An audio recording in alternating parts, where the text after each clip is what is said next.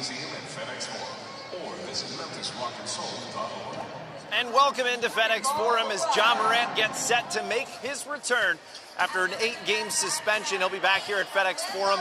Won't be in the starting lineup, though, for the first time in his career. Ja Morant coming off the bench. We'll talk about that in just a second. But in the meantime, Clayton Collier here. Pleasure to be joined by Parker Fleming of Grizzly Bear Blues. Parker, big day here. Didn't think it was going to be a hot ticket tonight for a game against the Houston Rockets, but here we are for Ja coming back. Yeah, there we go. And, highly anticipated. And it's highly anticipated because everyone's ready to show Ja their support. Everybody wants to see Ja Morant play basketball, but I think everybody, more importantly, is ready to show Ja that we're all here to support him through this process of getting better and getting to be Ja.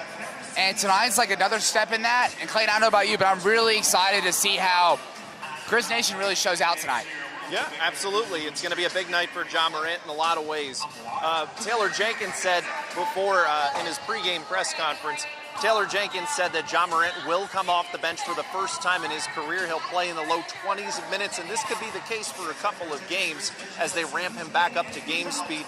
That's what's going on between the lines, between the ears, however. Desmond Bain said this morning that Ja Morant said he's in the best headspace that he's been since the day he was drafted.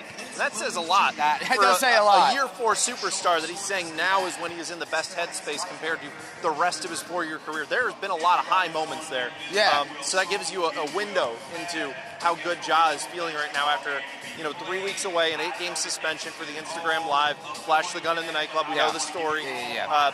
He sought counseling for what he said was stress and for overall well-being.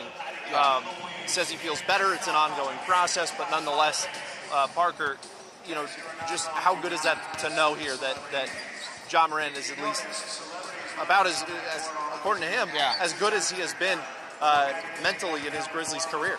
That's all that matters, man, is making sure, at the end of the day, these people, they're people too. These players are people, and you want to make sure that they're 100%. I know a lot of people are kind of whatever about him coming off the bench, but mental health is just like an injury, You got to work yourself back into 100%, and this is a part of the process for Ja Morant getting back to 100%. It's easing his way back into basketball, coming off the bench, playing low 20s of minutes, and getting himself back to being comfortable. Because, he threw the word uncomfortable a lot over the past 48 hours. He threw that word out there, and so whatever makes him comfortable, man, whatever makes him comfortable and whatever gets him back to being 100% Ja Morant, we're all here for it. Yeah, and one slight change that we notice here is Ja's behind us in the far distance here warming up. He has some Beats on. It seems like he's got the noise-canceling headphones on. I don't think that's something that's just coincidental. Clearly taking steps in a lot of ways to try to protect his peace as well. Oh, yeah, absolutely. You got to block out the noise. We also, too, we have John Wick star, Boban Marjanovic behind us, too.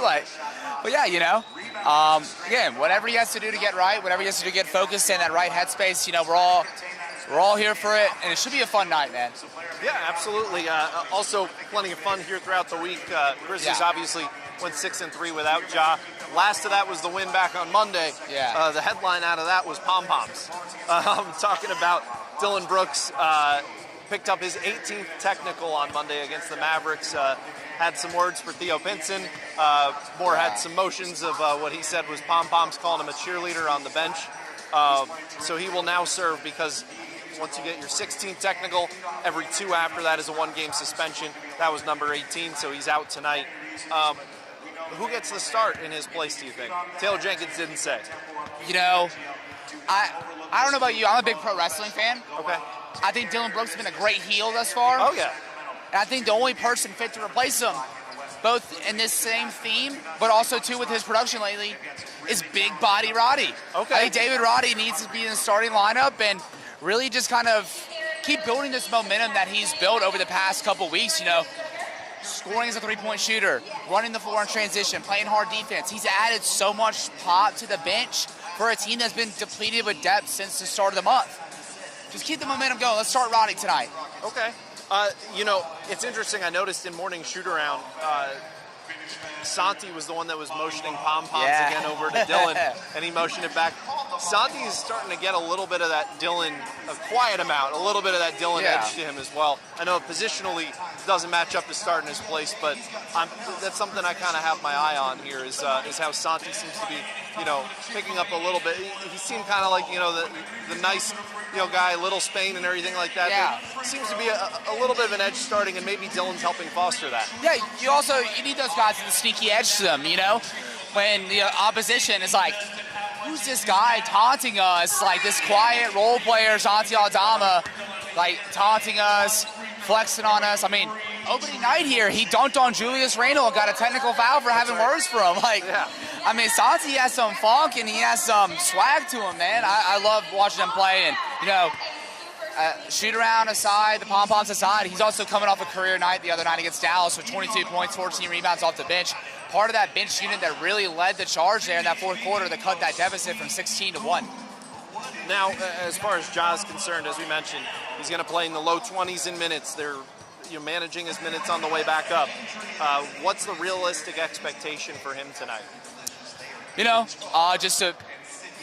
don't know, I don't want to put a stat line on it, but I think we'll see something cool. I have a feeling with Ja easing himself back in, he's going to have to bust out the joggles. I think we're going to see a flashy pass from him, maybe one that's an alley-oop to Jaren Jackson Jr. We'll see. I expect something cool, but I just expect him to kind of, not be in his full Ja gear, kind of coast on through, and obviously not coast in the sense of not trying hard, but just easing himself back into the game of basketball. What do you expect? Yeah, I mean, that's about what you would expect at this point. I mean, 20s in the minutes, he's going to want to be dishing out there. He's going to want to do something fancy. When Ja faces adversity in anything that we've seen over the last 4 years, he's wanted to respond, and he's going to want to here. But I think this is a level of getting back to, as he said, being less uncomfortable. Yeah. He said he was uncomfortable, on Monday with the crowd and getting back and everything. He felt a little uncomfortable in the press conference of practice on Tuesday. I think the definition of success for this game is Ja starting to feel comfortable again. Absolutely. And we'll see how it goes on after 7 p.m. That's the tip-off for us. Grizzlies taking on the Rockets here, 7 p.m. at FedEx Forum. We'll have all the highlights and more coming up in the 9:01 at 10 p.m. on ABC 24. Parker, thanks so much for joining us. Thanks for having me, Clayton.